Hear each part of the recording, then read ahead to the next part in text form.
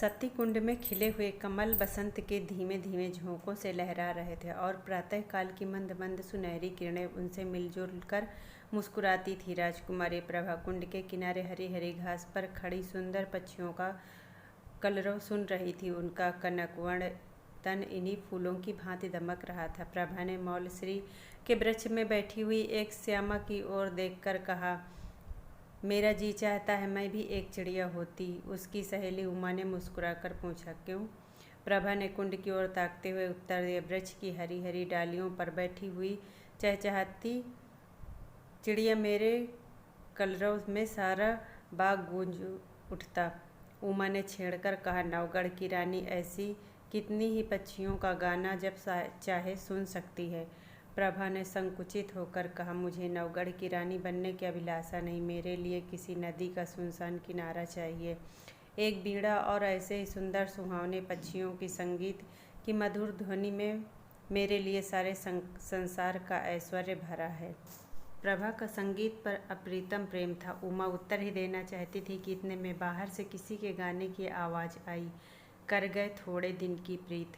प्रभा ने एकाग्र मन होकर सुना और अधीर होकर कहा, बहन इस वाणी में जादू है, मुझसे अब बिना सुने रहा नहीं जाता, इसे भीतर बुला लाओ। उस पर भी गीत का जादू असर कर रहा था। वह बोली, निसंदेह ऐसा राग मैंने आज तक नहीं सुना, खिड़की खोलकर बुलाती हूँ।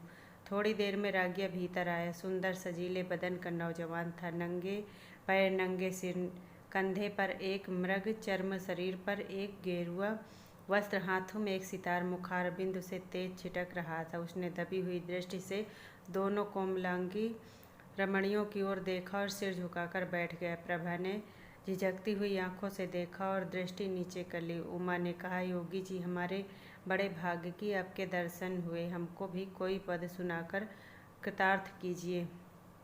योगी ने सिर झुकाकर उत्तर दिया, हम योगी लोग नारायण का भजन करते हैं, ऐसे किसी दरबारों में भला क्या गा सकते हैं, पर आपकी इच्छा है तो सुनिए। कर गए प्रीत थोड़े दिन की। जिस भांति सितार की ध्वनि गगन मंडल में प्रतिध्वनि हो रही थी, उसी भांति प्रभा के हृदय में लहरों के हिलोरे उठ रहे थे। वे भावनाएं जो अब तक शांत पड़ी थी जाग गई थी।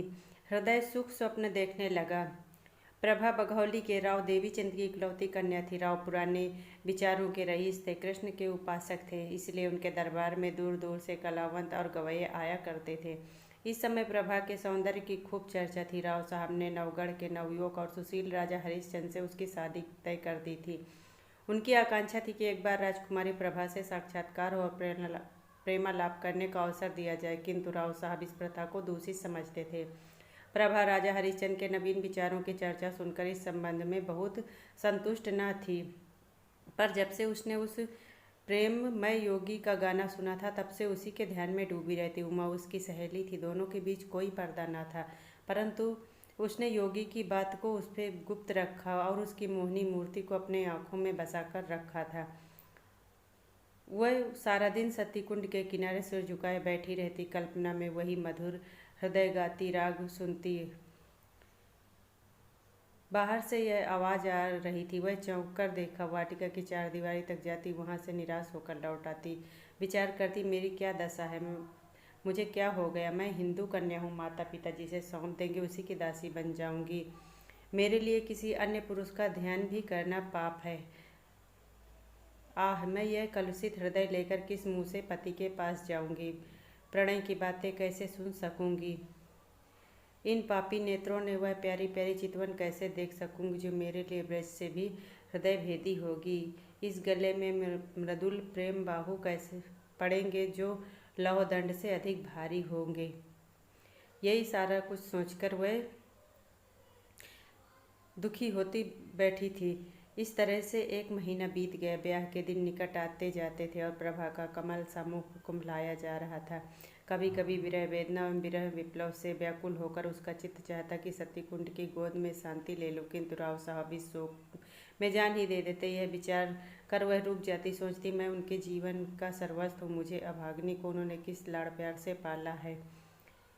नहीं, मैं यूँ प्राण देकर उनकी आशाओं की हत्या न करूँगी। मेरे हृदय पर चाहे जो बीते उन्हें न कुढ़ाऊँगी। प्रभा का एक योगी गवैये के पीछे उन्मत्त हो जाना कुछ शोभा नहीं देता।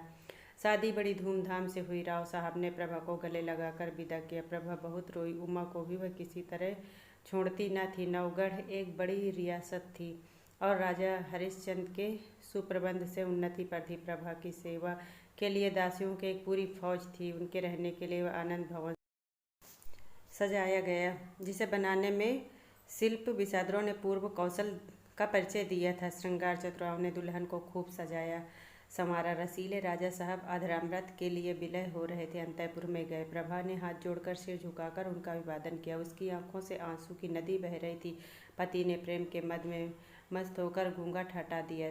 दीपक था पर बुझा हुआ, फूल था पर मुरझाया हुआ। दूसरे दिन से राव साहब की यह दशा हुई कि भंवरे की तरह प्रतिक्षण इस फूल पर मंडराया करते। न राजपाट की चिंता, न शयन और न ही शिकार। प्रभा की वाणी रसीला राग थी। उसके चितवन सुख का सागर और मुख चंद्र आमोद का सुहावना कुंज था। बस प्रेम मद में राजा साहब बिल्कुल मतवाले हो गए थे। उन्हें क्या मालूम कि दूध में पड़ी मक्खी है। प्रभा मन से बहुत लज्जित थी। वह अपने को इस निर्मल और विशुद्ध प्रेम के योग्य न पाती थी। इस पवित्र प्रेम के बदले उसे अपने कृत्रिम रंगे हुए भाव प्रकट करते हुए मानसिक कष्ट होता। जब तक राजा साहब उसके साथ रहते हुए उनके गले में लता की भांति लिपटी हुई घंटों प्रेम की बातें करती, उनके साथ सुमन वाटी चुहल करती और उनके लिए फूलों का हार गूंथती। वह चांदनी रात में उसके साथ नाव पर बैठकर झील की सैर करती और प्रेम का राग सुनाती।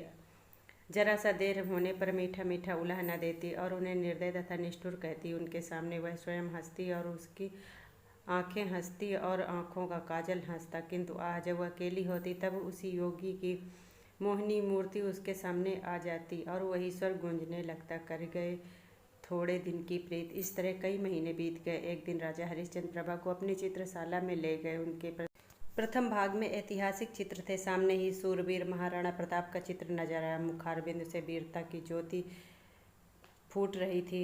महाराणा प्रताप के सम्मुख महाराष्ट्र केसरी वीर शिवाजी का चित्र था। आदि कवि वाल्मीकि और महर्षि वेद व्यास सुशोभित थे। दक्षिण की दीवार पर सूरदास जी थे।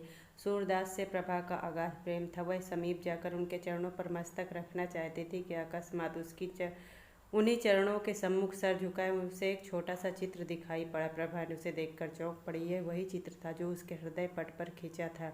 वह खुलकर उसकी तरफ ताक न सकी, दबी हुई आंखों से देखने लगी। राजा हरिश्चंद्र ने मुस्कुराकर पूछा, इस व्यक्ति को तुमने कहीं देखा है? इस प्रश्न ने प्रभा का हृदय कांप उठा। प्रभा अपनी बड़ी बड़ी आंखों से दीवार की ओर ताकने लगी, सोचने लगी क्या उत्तर दूं। इसको कहीं देखा है? उन्होंने इस प्रश्न मुझसे क्यों किया? कहीं ताड़ तो नहीं गए? हे नारायण, मेरे पद तुम्हारे हाथ है। सिर झुकाकर क्षीण स्वर में बोली, हाँ, ध्यान आता है कि कहीं देखा है। हरिश्चंद्र ने कहा, कहाँ देखा है? प्रभा के सिर में चक्कर सा आने लगा। बोली, शायद एक बार यह गाता हुआ मेरी वाटिका के सामने से जा रहा था। उमा ने बुला कर इसका गाना सुना था। हरिश्चंद्र ने पूछा, कैसा गाना था? प्रभा के होश उड़ गए। सोचती थी राजा के इन सवालों में जरूर कोई बात है, देखूं लाज रखती है या नहीं। बोली, उसका गाना ऐसा बुरा न था।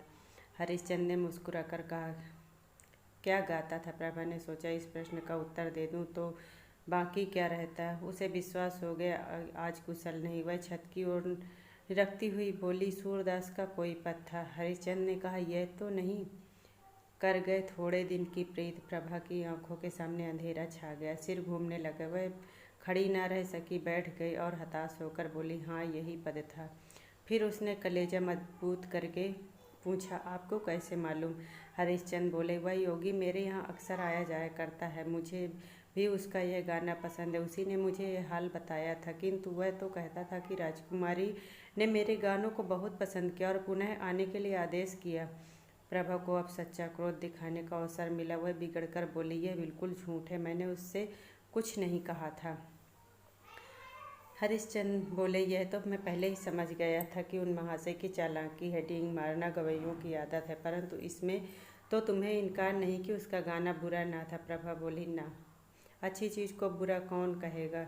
हरिश्चंद्र ने पूछा, फिर सुनना चाहोगी तो उसे बुलवाऊं? सिर के बल दौड़ाएगा। क्या उसके दर्शन फिर से होंगे? इस आशा से प्रभा का मुखमंडल विकसित हो गया, परंतु कई महीनों की लगातार कोशिश से जिस बात को भुलाने में वह सफल हो चुकी थी, फिर उससे नवीन हो जाने पर का भय था। बोली, इस समय गाना सुनने का मेरा जी नहीं चाहता। राजा ने कहा, यह मैं न मानूंगा कि तुम और गाना नहीं चाहती। उसे अभी बुलाए लाता हूँ। यह कहकर राजा हरिश्चंद्र तीर की तरह कमरे से बाहर निकल गए। प्रभा उन्हें रोक न सकी। वह बड़ी चिंता में डूबी खड़ी थी। हृदय में खुशी और रंज की लहरें बारी बारी से उठती थी।